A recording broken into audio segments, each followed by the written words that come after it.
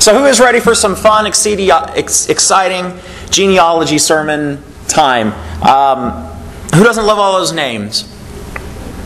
Don't you just get so excited when you hear the mention of Zerubbabel or Eliakim, those Bible characters who did Bible character-y kinds of things, I'm sure. Let's face it, this isn't the most exciting part of the Bible. It's not the most exciting passage of Scripture, and if you're like me, you'd probably just skip past it when you're doing your reading on your own during Advent. And you'd probably want to get straight to the good stuff with Joseph getting a message from Gabriel. Excuse me one moment, I'm having technical issues here. All right, here we go. But we have this Bible as we find it. And we can't just cut the parts out that we don't appreciate or that we can't even pronounce. And in truth, Matthew has given us a very special gift. Because he's begun the Advent story by telling us who Jesus is, and he does this by showing us the very human story that Jesus comes out of. He's sharing Jesus' family tree. Now, the truth is that even though there are kings and queens in his lineage, the story of Jesus' family is, in a lot of ways, probably not unlike yours or mine. Jesus comes from a family full of good people, and some people who are pretty ordinary, and other people who are extraordinary, and probably some people as well who were very flawed. There are a lot of sinners, there are a lot of saints, and there's everything in between. That's the thing about families. Have you ever said that someone came from a good family? Or have you ever said that someone came from a not good family? From a not so good family? Well, let's be honest. Most of the time, the truth is somewhere in between, and that's certainly true of Jesus' family. One of the highlights of my childhood was the annual trip that we took to Placerville, California for our mother's family reunion. And I would like to say that it was a highlight because I liked hanging out with my aunts and uncles so much, or it was so much fun to see cousins. But the truth is, I really liked it because we got to go in my grandmother's motorhome from Albuquerque to California. And we got to float across the Mojave Desert, this big, hot, alien world, then through redwood forest. The Mojave was great because they had Joshua trees there, and I felt that was very important that there be a tree that was named after me. And so we would go through there. I got to see my trees along the way, and then we would arrive in all in air-conditioned comfort, I might add. We got to ride on the couch, and then we would get there to Placerville, California. This is a small town. There are more logging trucks in Placerville than there are people, just outside Sacramento. And during the week of the family reunion, as we played cards and went inner tubing and engaged in all these different activities, there was one ever-present pastime, and that was telling old family stories. My great aunts and uncles would share stories, some of them pretty tragic, some of them kind of funny, about the Hames story, about my mother's family. And they would tell about growing up in Oklahoma, having to sneak onto freight trains in the Dust Bowl as children. They would, and then they headed out to California. They'd tell stories about uncles and aunts and great-grandparents who served in world wars, or worked in orchards for pennies a day, or were arrested for various misdemeanors and the occasional felony. And as I would listen, I began to realize that through these stories, for the first time, this important gospel truth, that my life was not just my own. I was part of a larger story of a family and of a people, not a perfect family, but a beautiful family in its own way. I began to appreciate my grandmother, who never received an education beyond the 8th grade because of the times that she grew up in, and yet she raised 3 children who grew up to appreciate learning. I began to understand that my great uncle, who coughed and wheezed all his life because he worked in mines, had daughters and sons who became business owners. In short, I began to realize that my life was the product of generations and generations of effort. Now, this isn't just my story, but it's usually most everybody's story. It's true that there aren't really any self-made people in the world. All of us are standing on the shoulders of others, and we should thus stand with a delicate balance of pride and humility. And what makes me happy is reading passages like these and knowing that Jesus isn't any different. When we look at his genealogy, we see that he was standing on the shoulders of a deep legacy of human yearning toward the divine. He was the product of a family with stories that were beautiful and tragic. Jesus was formed by stories of ancestors just as we are today. Now let's be honest. Anybody who's been at a family reunion and heard a lot of old family stories knows that not all old family stories are interesting. When we read the genealogies of the Bible, we usually aren't on the edge of our seats. Yet behind each name in Jesus' story is a wealth of family history. And let's not forget, this is in the gospel. It's at the epicenter of the Bible. It's not often some part of the book that we don't look at very often. It's right here in the Gospels, the Jesus story. In a not so subtle way, I think Matthew is saying that you can't understand who Jesus is without understanding the community that produced him. Jesus didn't suddenly appear out of nothing. He is the culmination of a community endeavor. And in a sense, that makes Jesus not so different from us. He's part of a big family story, a story that all of us are a part of. And it doesn't start with his birth, and we know it doesn't end at the cross. Jesus' story is wrapped up intricately in the human story. So let's take a quick stroll through Jesus' family tree and see what there is to see. His family is like mine and yours. There are a lot of good guys and bad guys. There's a lot that's funny, and there's a lot that's very, very human. So let's examine some of the branches. Now maybe you're named after is anyone here named after someone in their family? Okay, several of you. My middle name is Abraham.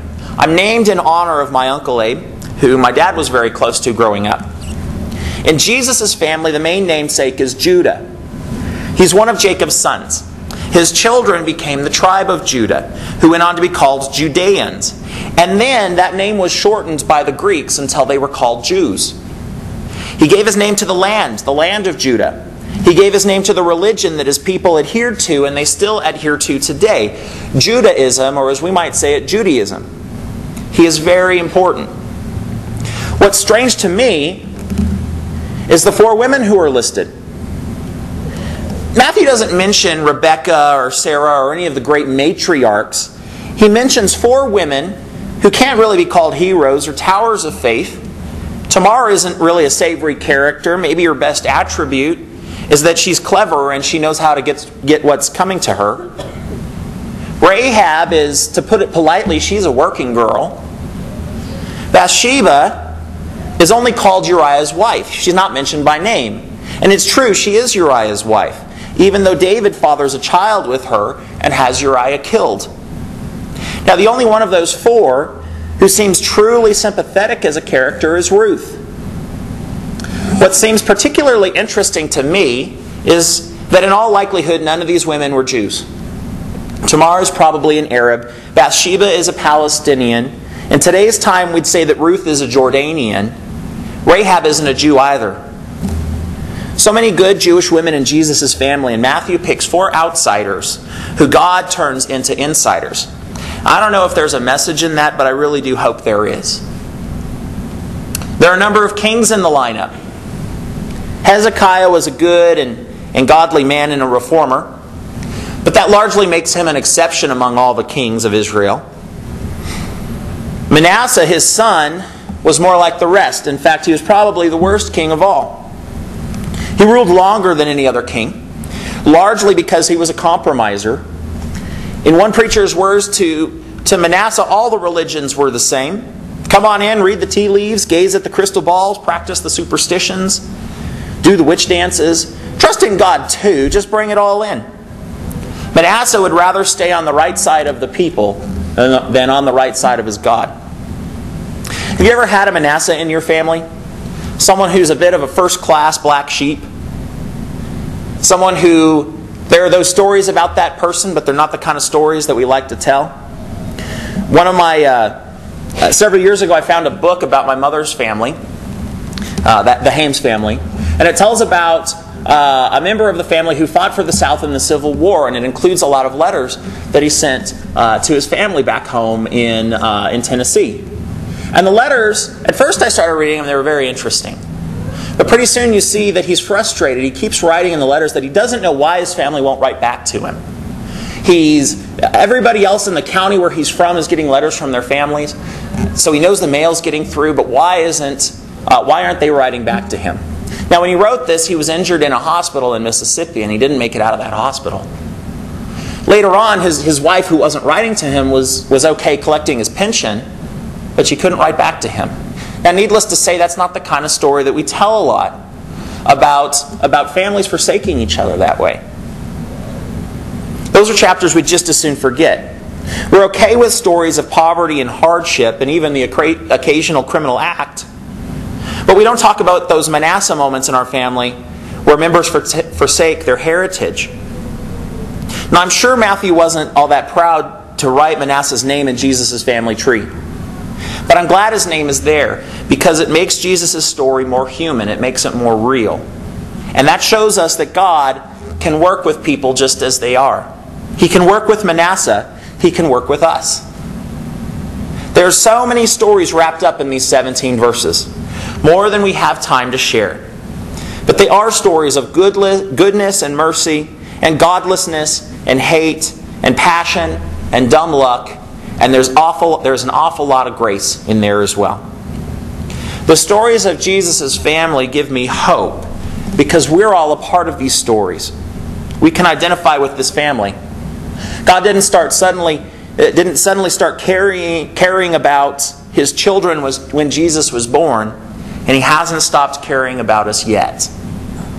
God is intricately at work from the very beginning, and He's still at work today.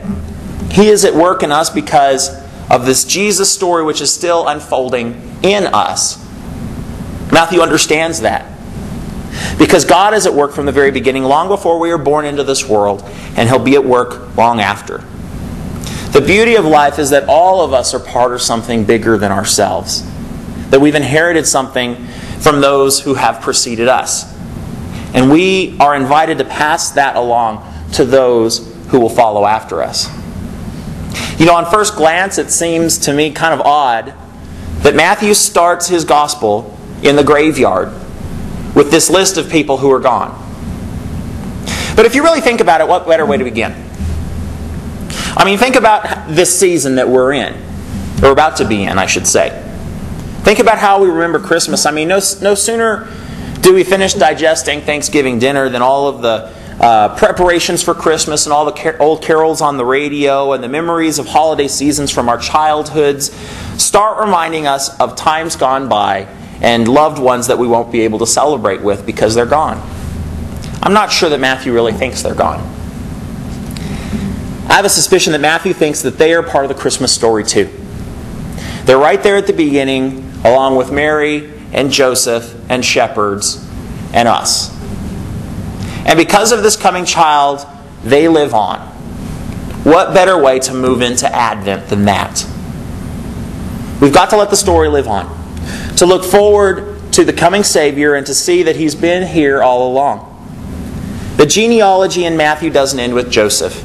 It does end with Joseph, this man who raised Jesus as a member of his own family. Who are you going to share the Advent story with this week as we prepare to enter the season? And how are you going to fulfill the promise you made when you became a Christ follower? To see this story live on for generations to come. How we answer that question in the year ahead will define what the Advent story really is. So